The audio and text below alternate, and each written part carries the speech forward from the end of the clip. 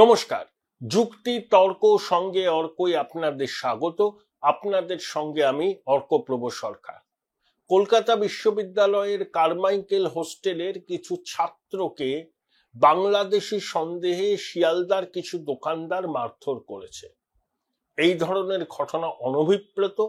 প্রশাসনের উচিত এই বিষয়ে কঠোর পদক্ষেপ নেওয়া।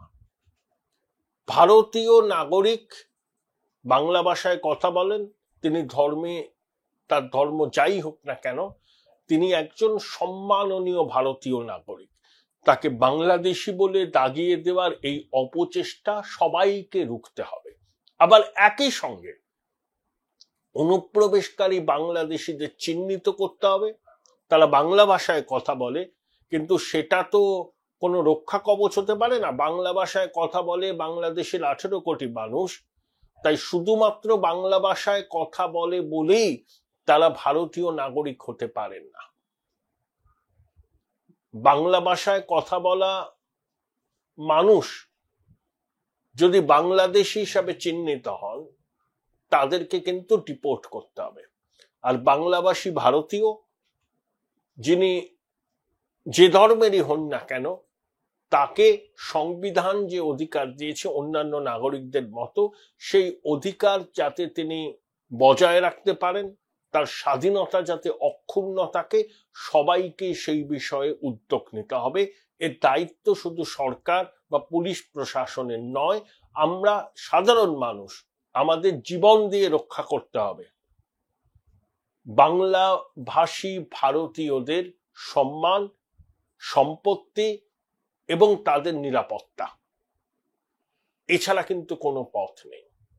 কিছু কিছু অত্যুৎসাহী এবং গুন্ডা প্রকৃতির মানুষ, তারা এই যে বাংলা ভাষা বা বাংলাদেশি নিয়ে যে রাজনৈতিক বিতর্ক চলছে, তার সুযোগ নিয়ে একটা অশান্তি তৈরি করতে চাইছে। এটা পশ্চিমবঙ্গের সামগ্রিক পরিস্থিতির পক্ষে একদম শুভ ইঙ্গিত নয়। কঠোর পদক্ষেপ যাতে সরকার গ্রহণ করে, তার জন্য আমি আর্জি জানাচ্ছি। এইসব বাঁদরামি গুন্ডামি টলারেট করা যাবে না। এরা কারা, কি উদ্দেশ্যে এই কাণ্ড করেছে, এগুলো জানতে হবে। এটাই আমাদের বক্তব্য হওয়া উচিত যে বাংলা আমাদের হৃদয়ের ভাষা, প্রাণের ভাষা। বাংলাতে কথা বলছি ছোটবেলা থেকে, জন্ম থেকে তো বাংলাতেই মা বলেছি, এবং অন্তিমকালে জিহ্বা যেন বলতে পারে মা কালী কালী। এটাও তো আমার প্রার্থনা। তাহলে সবই তো বাংলা ভাষায় বলছে। তাই ভারতীয় বাঙালি, তিনি যে ধর্মেরই হোক না কেন, তাকে রক্ষা করতে হবে। তাকে যেন অনুপ্রবেশকারী হিসাবে চিহ্নিত করে তার উপর নিপীড়ন যাতে না হয়, এটা আমাদের এনশিওর করতে হবে। এবং একই সঙ্গে বাংলাদেশি অনুপ্রবেশকারীদের বিরুদ্ধে কঠোর ব্যবস্থা নিতে হবে, সেখানে জিরো টলারেন্স। যাই হোক, সংসদে 130 সংবিধান সংশোধনী বিল 130 নম্বর কেন্দ্রীয় স্বরাষ্ট্রমন্ত্রী 20 অগস্ট পেশ করেছিলেন। বিস্তর হইচই হয়। তৃণমূল কংগ্রেস প্রতিবাদের একদম প্রথম সারিতে ছিল। ওয়েলে নেমে পড়ে তারা, কাগজ ছেড়ে বিল টুকরো টুকরো করে ছিঁড়ে দেয়। কল্যাণ বন্দ্যোপাধ্যায়ের নেতৃত্বে কল্যাণ আবার ফুল ফর্মে ফিরে এসছেন। এই ফর্মেই তাকে আমরা দেখতে অভ্যস্ত। মাঝে কিছুটা মন কষাকষি হয়েছিল, কিন্তু উনি তো খুব আজ্ঞাবহ বঙ্গেশ্বরীর। আবার হয়তো ফোনাফুনি করার পর কল্যাণ স্বমহিমায় ফিরে এসছেন, এবং সংসদের ওয়েলে নেমে বিক্ষোভ প্রদর্শনীতে তিনি ছিলেন অগ্রণী ভূমিকায়। তারপর ছোটবাবু একটা সাংবাদিক বৈঠক করেছেন। দেখুন, আমি প্রথম থেকে বলি যে ছোটবাবু বাংলা, হিন্দি, ইংরেজিটা ভালোই বলে। দেখুন, ইংরেজি মিডিয়ামে পড়া কোনো ছেলে হিন্দি ইংরেজিটা বলতেই পারে, আর বাংলা তো মাতৃভাষা, স্বাভাবিকভাবেই সেটা বলে। কিন্তু তৃণমূলের সংসদীয় দলে যারা আছেন, লোকসভায় 29, রাজ্যসভায় 12, তাদের মধ্যে হাতে গোনা কয়েকজনই একই সঙ্গে বাংলা, হিন্দি, ইংরেজিতে স্বচ্ছন্দ। সেখানে অভিষেকের অ্যাডভান্টেজ, কিন্তু ওর বক্তব্য ডিভয়েড অফ কন্টেন্ট। কথায় কথায় লোককে চ্যালেঞ্জ করে, বৈভবের আস্ফালন করে, এবং যে যে কথাগুলো বলে অনুপ্রাণিত বাংলা গণমাধ্যম সেটাকে শিরোনাম করে। অভিষেক চ্যালেঞ্জ ছুড়ে দিলেন, স্বরাষ্ট্রমন্ত্রী কি গ্রহণ করবেন? প্রথম কথা, অভিষেক কে হরিদাস পাল ও চ্যালেঞ্জ করবে আর স্বরাষ্ট্রমন্ত্রী সেটাকে গুরুত্ব দিয়ে বিরাট ভাবে আলোচনা করবেন?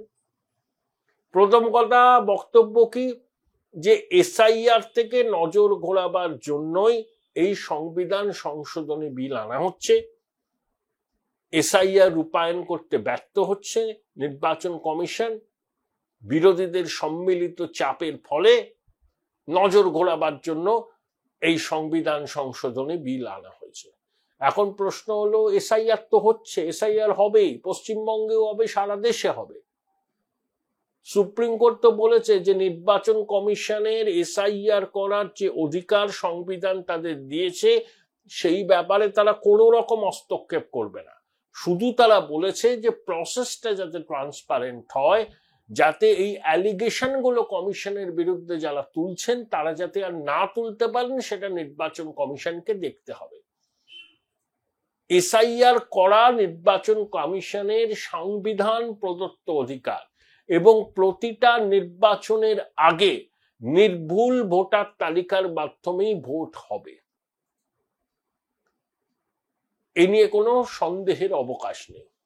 এই যে ছোটবাবু বলছেন না যে সমস্ত সাংসদ পদত্যাগ করুক, মন্ত্রিসভা ভেঙে দেওয়া হোক, তারাও পদত্যাগ করবেন, তারপর এসআইআর হোক, অত্যন্ত হাস্যকর যুক্তি। আচ্ছা, পশ্চিমবঙ্গে এর আগে এসআইআর রয়েছে বলে 2002 বা 3 সালে, 2001 বিধানসভা হয়েছে, তারপরে এসআইআর রয়েছে। তাহলে 2001 বিধানসভা নির্বাচনের ফল ঘোষণার আগের দিন মাননীয় ভিক্টরি সাইন দেখিয়েছিলেন, তারপর হেরে গিয়ে গোসাগরে খিল তুলে দিয়ে বসেছিলেন, বামেরা জিতেছিল। আবার এসআইআর এর পরে 2004 লোকসভা নির্বাচন হয়, প্রায় 23 লক্ষ নাম বাদ গিয়েছিল, তৃণমূল একটা আসন পেয়েছিল। ভারতবর্ষে প্রত্যেক বছর কোথাও না কোথাও ভোট হয়, তার জন্য এসআইআর কে আটকে থাকতে হবে তার তো কোনো কথা নেই, একটা জায়গা থেকে শুরু করতে হয়। এবার তাই নির্বাচন কমিশন শুরু করেছে। ছোটবাবু যদি আহাম্মকের মতো কথা বলেন তাহলে করুণা ছাড়া তো আর কিছুই আসতে পারে না। দ্বিতীয়, আধার কার্ড নির্বাচন কমিশন বলেছিল যে প্রমাণপত্র হিসাবে তারা সেটা গ্রহণ করতে অপারগ, তার কারণ যুক্তি দিয়েছিল যে আধার নাগরিকত্বের প্রমাণ নয়, ওয়েলফেয়ার স্কিম পাওয়ার জন্য এটা ব্যবহার করা হতো।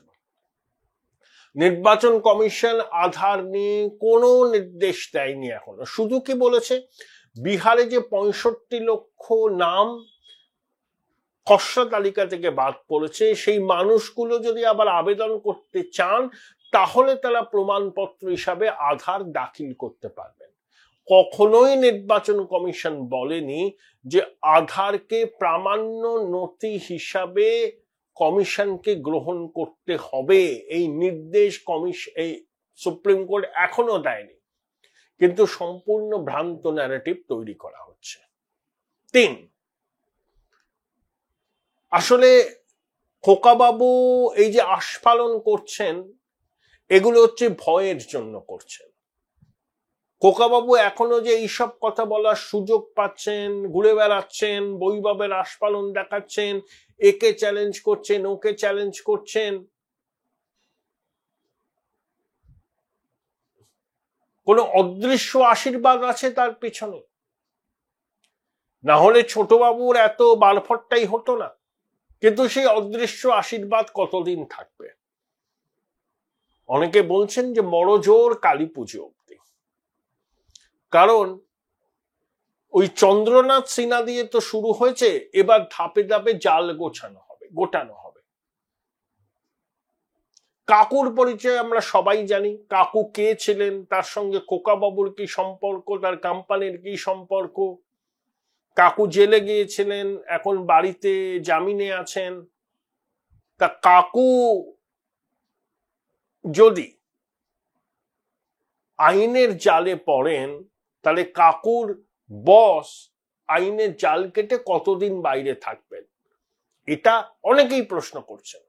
রাজনৈতিক বিশ্লেষকরা করছেন। আমি শুভেন্দু অধিকারীর কথা ছেড়ে দিলাম, উনি তো প্রত্যেকটা ক্ষেত্রেই বলেন খোকাবাবু এবং বঙ্গেশ্বরীকে নিশানা করে, আমি ছেড়ে দিলাম ওদের কথা, কিন্তু অনেক বিশ্লেষক বলছেন, অন্য রাজনৈতিক দলের লোকজন বলছেন, সিপেমুলের নেতারা বলছেন যে নিশ্চয়ই কোনো অদৃশ্য আশীর্বাদ আছে খোকাবাবুর মাথার উপরে, সেই জন্য এখন তিনি বহাল তবিয়তে ঘুরে বেড়াচ্ছেন। এখন প্রশ্ন হলো যে এই অদৃশ্য আশীর্বাদের সময়সীমা কতটা? ভাইফোঁটা, জগদ্ধাত্রী পুজো, ছট পুজো, তারপর কি একেবারে সবুজ সংকেত নিয়ে এজেন্সি ঝাঁপিয়ে পড়বে? অনেকে বলছেন সবুজ সংকেতটা পেয়েই গেছে, এজেন্সি শুধু সঠিক সময়ের জন্য অপেক্ষা করছেন, কারণ শারদোৎসব তো শুরু হয়ে গেছে, বা একটা পুজো পুজো গন্ধ, যদিও একটা নিম্নচাপের অক্ষরেখা তৈরি হয়েছে, কিন্তু এর মধ্যেও যখন শরতের রোদটা ওঠে সবার মনই প্রসন্ন হয়ে যায়। বাঙালির কাছে এটা সব থেকে বড় উৎসব। তা এর মধ্যে কোনো কঠিন সিদ্ধান্ত কেন্দ্রীয় এজেন্সি নেবে বলে আমার মনে হয় না। যেমন এসআইআরও সম্ভবত চালু হবে ভাইফোঁটার পরে, আবার ভাইফোঁটার পরেই কেন্দ্রীয় এজেন্সির তৎপরতা শুরু হবে এ ব্যাপারে 200% কনফার্ম। অনেকে সবুজ সংকেত নাকি দিয়ে দেওয়া হয়েছে যে আর কিছু ভাবার দরকার নেই, আইনকে আইনের পথে চলতে দাও। পর্যাপ্ত প্রমাণ নথি নাকি এজেন্সির হাতে আছে, তারা শুধু হোল্ড করে রেখেছে উপর মহলের সবুজ সংকেতের অপেক্ষায়। সেই সবুজ সংকেত নাকি তারা পেয়ে গেছে। কাকুর কণ্ঠস্বরের নমুনার ফরেন্সিক রিপোর্টও চলে আসছে, এগুলো সব রেখে দেওয়া হয়েছে, ঠিক সময়ে এগুলো পাতাল পুড়ে বেরোবে। তাহলে কি খোকাবাবু দুশ্চিন্তায় আছেন? দুশ্চিন্তায় আছেন বলেই আবল তাবল কথা বলছেন?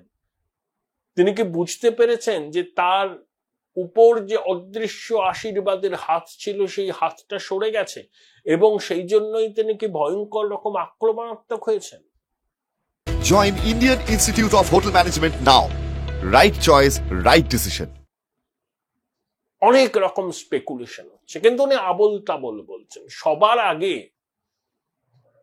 খোকাবাবুর তো একটা কথা বলা উচিত যে রিভিউ পিটিশন নামক এই খুঁড়োর কলটা বঞ্চিত চাকরি প্রার্থীদের সামনে যে বঙ্গেশ্বরী ঝুলিয়েছিলেন,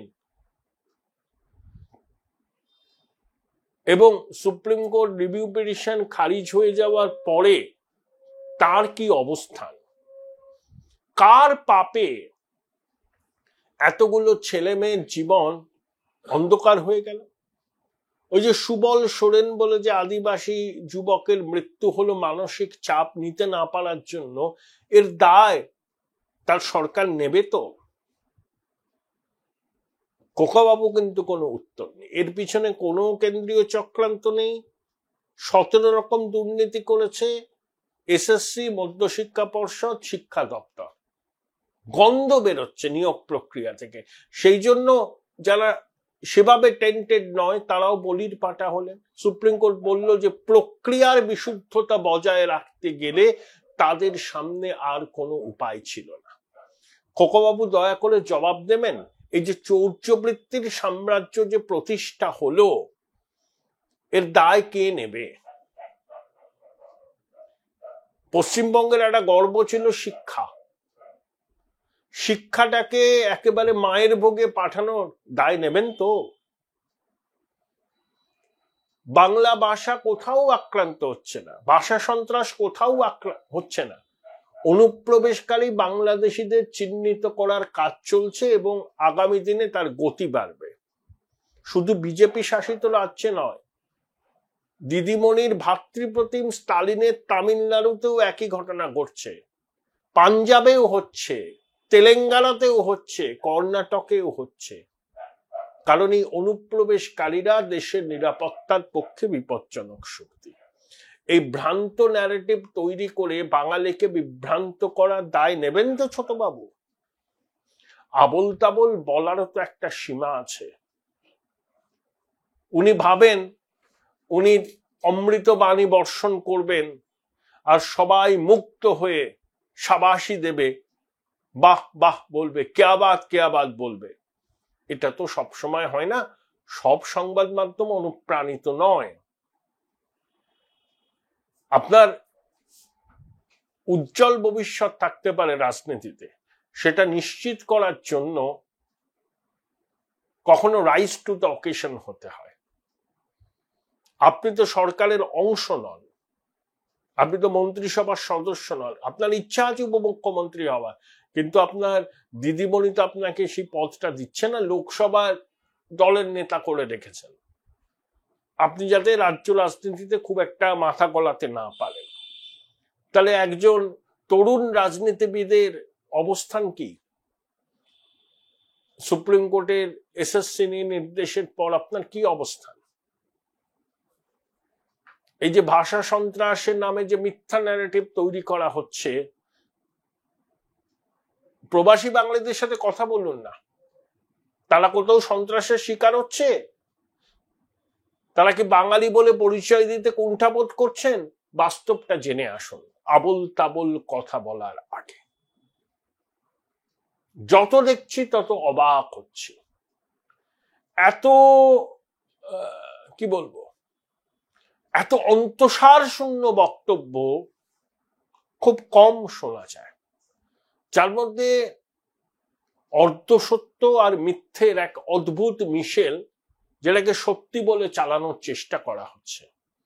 কিন্তু ওই বললাম না, মিথ্যে কথা মিথ্যা কথাই। কয়েকদিন মানুষকে বিভ্রান্ত করা যায়, কিন্তু মিথ্যে কথা বলে চিরকাল মানুষকে বিভ্রান্ত করা যায় না। ছোটবাবুর এই সব মিথ্যা আস্তে আস্তে জনসমক্ষে ফাঁস হয়ে যাচ্ছে।